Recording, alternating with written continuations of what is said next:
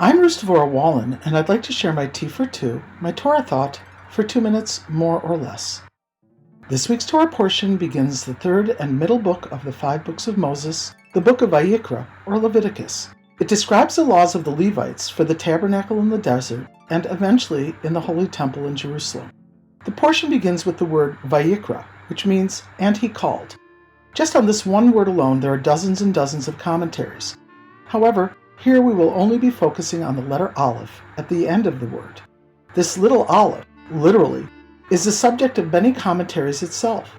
However, as we know, there's nothing that is missing, extraneous, or erroneous. Each time we find something that appears anomalous, such as a letter that is not written in the regular size, there's a lesson for us in daily life.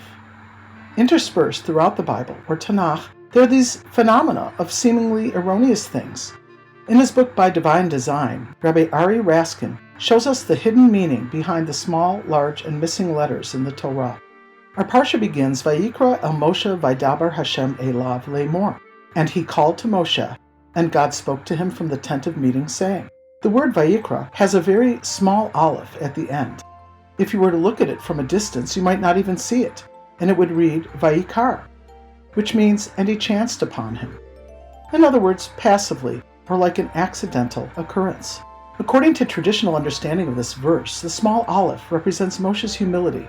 It says that Moshe was the humblest person on the face of the earth. He did not want to write the word Vayikra with the regular-sized aleph, which would cause him to appear more important than he was. Instead, he wrote it with a small aleph to show his humility. Hasidus agrees that the small aleph represents the idea of bitul, self-abnegation or self-nullification before Hashem and others. Since it's the first letter of the aleph base, in Gematria, it's the number 1 and represents God and his unity. The small aleph then represents the idea that unity can only be achieved through humility before Hashem. Another understanding is that the small aleph has the idea of deficiency, and the regular-sized letters completion. The word Vayikra means, and he called, which indicates that God called to Moshe even though he was not perfect or complete.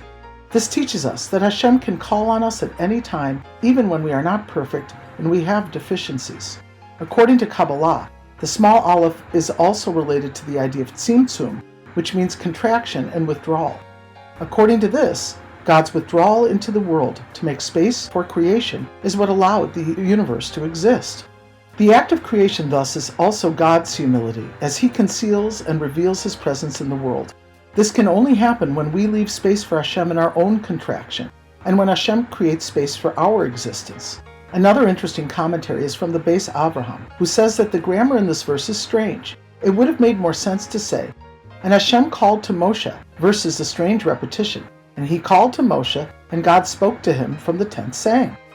The Beis Avraham explains that the diminished size of the aleph indicates that it should be understood as if the letter were not even there. Then the word would be pronounced Vayikar, which means to occur or just happen.